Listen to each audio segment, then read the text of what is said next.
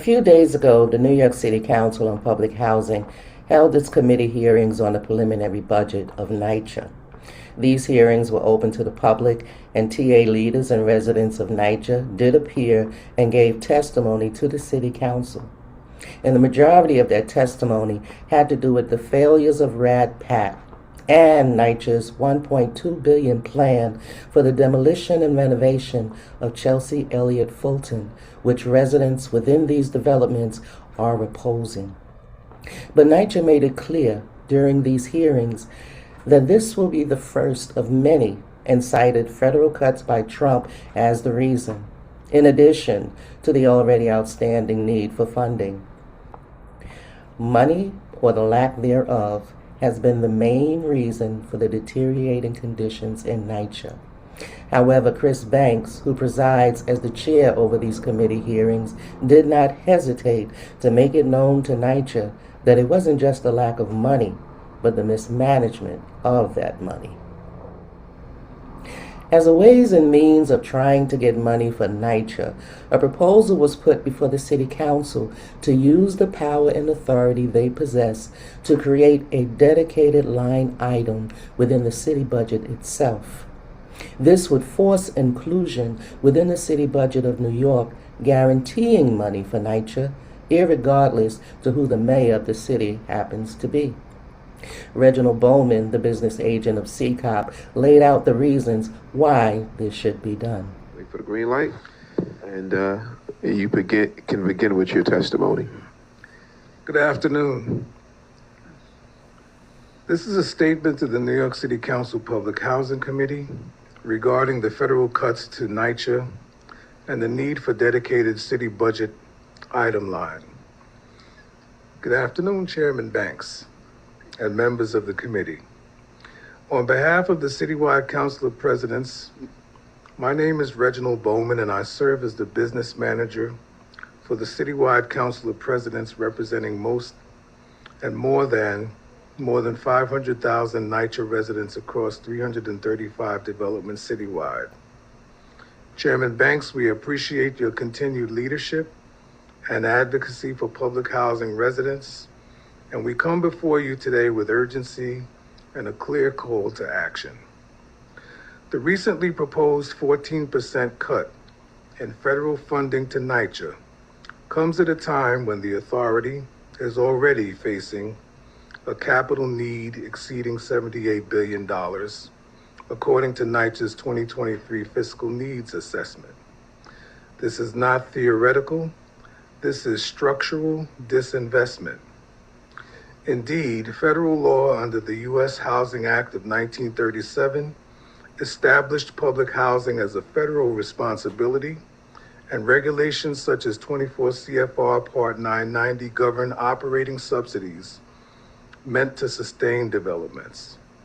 Yet federal appropriations have consistently fallen short of these obligations, leaving NYCHA underfunded by billions over decades. As a result, NYCHA receives less than 90% of its federally authorized operating subsidy in most years.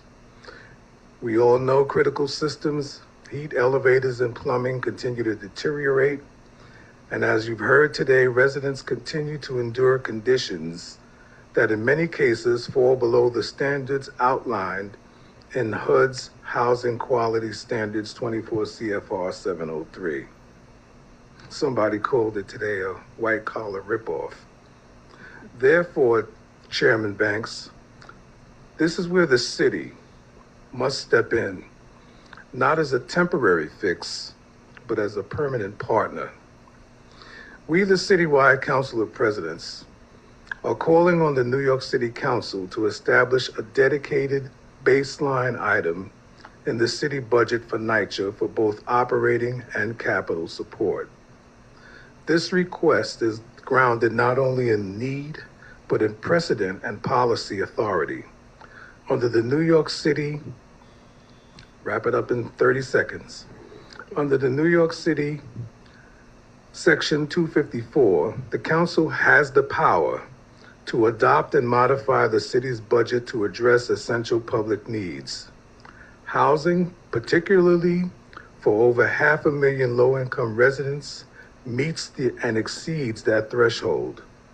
Additionally, the city already supplements NYCHA through programs such as the NYCHA Operating Subsidy Support, the Mayor's Action Plan for Housing. But these are discretionary and inconsistent. What we want now is codified, guaranteed funding.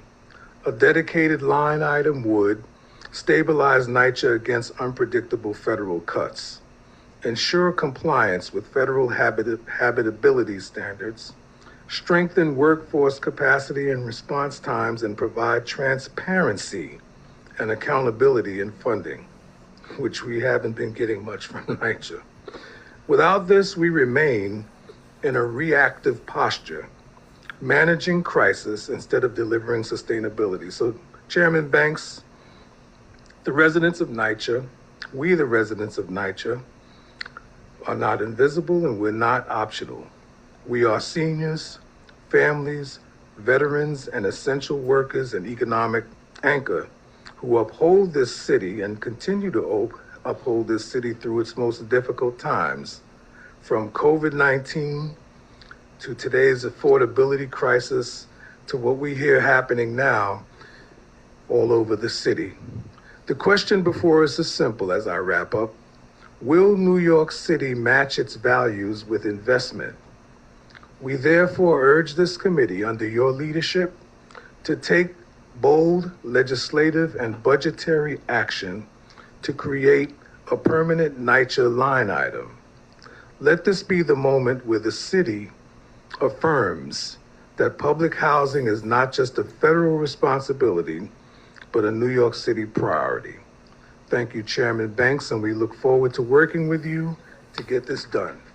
Thank you for your testimony. Ms. Torres?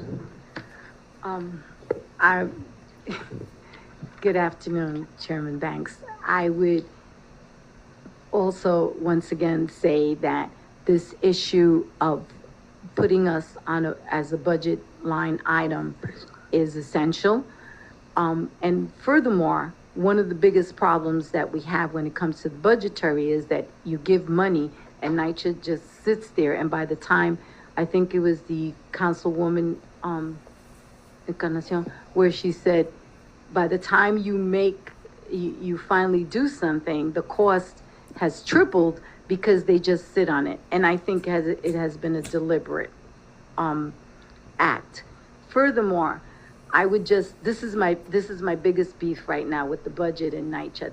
They have a legal department that houses 300 employees, a $60 million budget, and half of that staff should be in the developments. We have developments. You hear people complaining about their annuals not being done, it's because of lack of staff in the developments.